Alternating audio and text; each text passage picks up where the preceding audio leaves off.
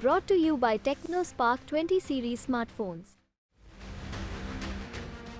Brought to you by TechnoSpark 20 series smartphones.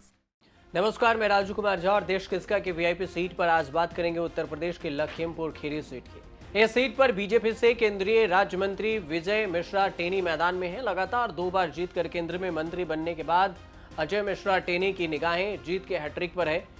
इस बार Samajwadi party और बसपा ने भी इस सीट पर मजबूती घेराबंदी की है। सपा यहां से उत्कर्ष वर्मा को अंशय को उतारा है। अब देखना यह होगा कि बीजेपी, सपा और बसपा की लड़ाई में कौन आगे बढ़ता है। उत्तर प्रदेश के सबसे बड़े जिले लखीमपुर खीरी के तहत 2 लोकसभा की सीटें आती हैं। जिले में खीरी और धौरहरा 2 संसदीय सीटें हैं।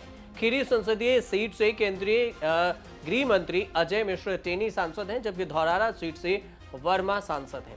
लखनऊ मंडल इसका हिस्सा है। उत्तर प्रदेश का एकमात्र नेशनल पार्क दुधवा पार्क भी यही है, लखीमपुर खीरी में ही। तीनों उम्मीदवारों के बारे में अगर बात करें और इसके बारे में बताने से पहले यहाँ का समीकरण समझना बहुत ही जरूरी हो जाता है। 2019 के लोकसभा चुनाव में खीरी सीट से बीजेपी के प्रत्याशी अजय मिश्र टेनी ने जीत हासिल की। सपा प्रत्याशी डॉक्टर पूर्वी वर्मा दूसरे नंबर पर, कांग्रेस के जफर अली नकवी तीसरे पर और सीपीआई के प्रत्याशी विपनेश शुक्ला चौथे नंबर पर रहे। 2019 के चुनाव परिणाम को अगर देखा जाए तो बीजेपी के अजय मिश्र टेनी को 6,09,589 वोट मिले। 53% के करीब में वोट प्रतिशत रहा। सपा के डॉक्टर पूर्वी वर्मा को 3,90,782 वोट मिले, 34% के करीब वोट प्रतिशत। कांग्रेस के जफर अली नकवी को 92,000 वोट मिले थे, 8% के करीब। सीपीआई के विपनेश शुक्ला को 11,000 वोट मिले थे, करीब 1.04% के करीब। 2014 के चुनाव में खीरी संसदीय सीट पर बीजेपी और बसपा के बीच में कड़ा मुकाबला था। बीजेपी के अजय मिश्र टेनी को यहां पर करीब 37% वोट हासिल हुए थे, जबकि बसपा प्रत्याशी को 27% और कांग्रेस के जफर अली नकवी तीसरे पर, समाजवादी पार्टी चौथे नंबर पर रही थी। 2014 में यहां पर कुल 64% मतदान हुआ था। लखीमपुर खीरी 2014 लोकसभा चुनाव के परिणाम को अगर देखा जाए तो अजय मिश्र टेनी को 3,98,000 वोट मिले थे, 36.98%।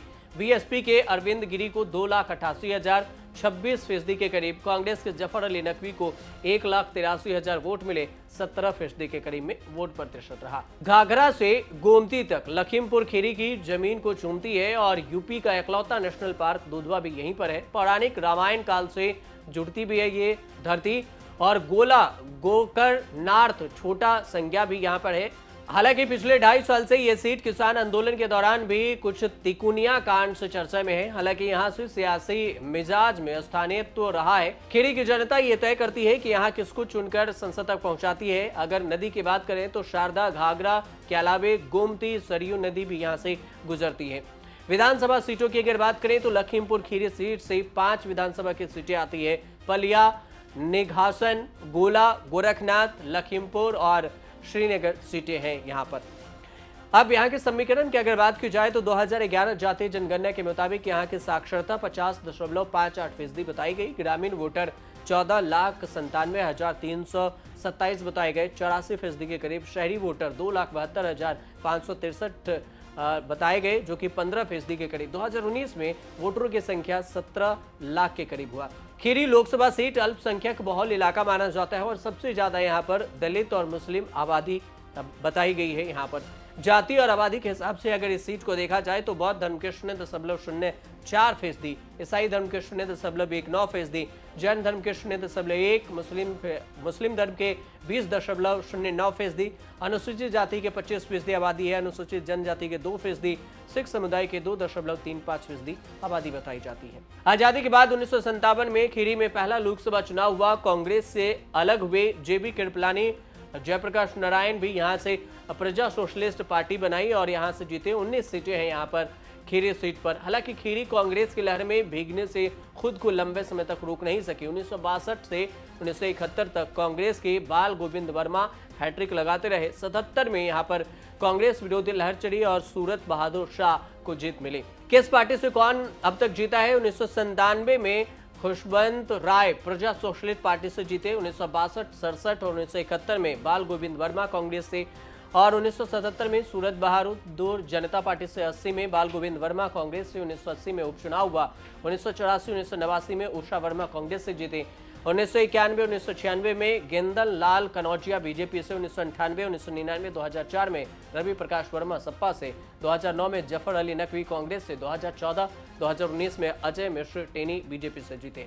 बात अगर अजय मिश्र टेनी की करें तो बीजेपी के लिए लखीमपुर खीरी से अजय कुमार मिश्र टेनी सबसे विवादित चेहरों में शामिल हैं। उनका बेटा आशीष मिश्र लखीमपुर खीरी हिंसा का मुख्य आरोपी है। वह लखीमपुर में कई किसानों पर थार चढ़ाने के आरोपी हैं। लखीमपुर खीरी में किसान आंदोलन 2021 के दौरान उनकी गाड़ी किसानों पर चढ़ गई थी। किसानों की मौत पर आशीष मिश्रा बुरी तरह से घिरे थे। कांग्रेस ने इस मुद्दे को देश भर में उठाया था और किसान डिप्टी सीएम केशव प्रसाद मौर्य के लखीमपुर दौरे पर विरोध भी कर रहे थे। तभी एक तेज रफ्तार एसयूवी उन्हें कुचलते हुए आगे बढ़ गई। भीड़ ने कार सवारों पर हमला कर दिया। 2 लोगों की मौत भी हो गई। आशीष मिश्रा टेनी का नाम इस कांड में सामने आया।